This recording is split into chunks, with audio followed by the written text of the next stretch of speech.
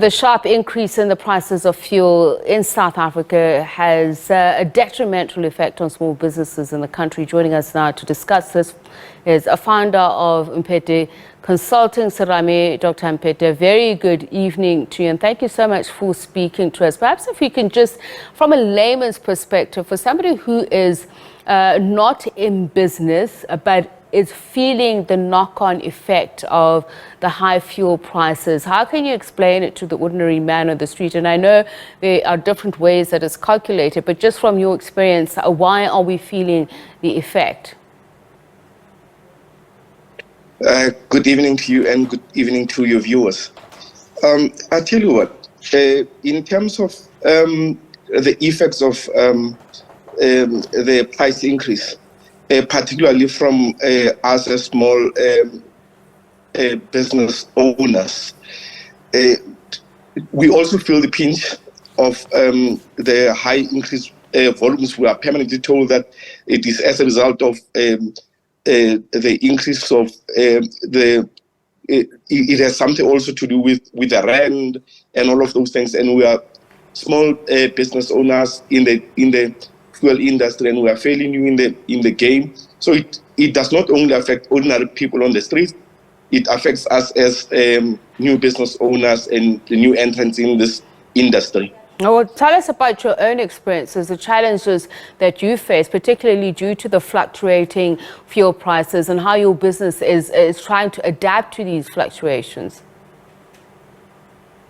Tell you what, it's not all that easy to adapt to all these challenges, because we have actually been given contracts with big mines, and at the end of the day they expect us to actually deliver, and it's not all that easy, because remember, especially companies that are big, they actually be able to actually hoard the product.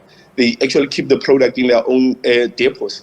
Unlike us, where we do not even have, massive depots, we rely on simply going and actually buying and supplying to the clients. And the clients would actually insist on actually getting a product that comes specifically from the depot, particularly from the majors. So you cannot actually even hoard the product, because once you hoard the product, whenever you go and actually deliver it, they want the seals from the depot, and you might not actually have the seals from the depot, because all that you do, you go collect it from the majors, keep it by your own depot, then you have to actually take it to your suppliers. The suppliers will actually require you to actually provide them with the bill of lading, and at that time you do not have it.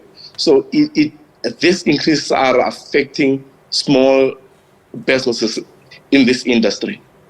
So when you say the product, I'm assuming you're talking about the fuel, but if you could also just share with us the strategies and innovations that you're employing as a company to mitigate the impact of the volatile fuel prices on your operations. As you've just told us some of the challenges, are there positive developments, areas for growth and opportunity that you're seeing for your business within the fuel industry given these challenges? Look, the development, those that we supply, particularly the mine, if ever they can actually relax, some of, contractual, obligations they have with us to say we can actually hoard the product, because if ever we hoard the product, even if there's an increase in the country, you will find that at least I've got, in my tanks, in my own depot, I've got something like 600,000 liters that can actually sustain me for the entire month. So it's very, very challenging. So long as we do not have, that arrangement with those that we supply to actually hoard the diesel or the petrol, it's always going to be a challenge for us, especially when we are still emerging. Like I said earlier on, big business, they hoard, they keep it in their tanks. So whenever there's an increase, they feel absolutely no pinch in terms of the increase, because they have it in, in storage, big numbers in their debtors, tanks. So they, All right. But I was asking, do you see an area of growth opportunity given these challenges. I mean, this is how solutions are born, where there is a challenge. Somebody out there is innovative enough to say, let me plug this hole. Yes, challenges are there, but for us to actually, not necessarily challenges, opportunities are there.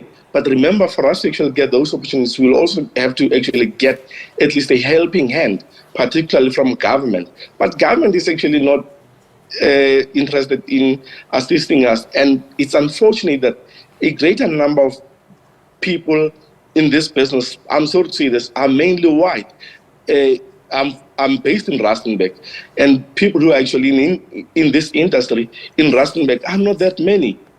And remember, Rustenburg as it is actually surrounded by a lot of mines that are mainly using this product.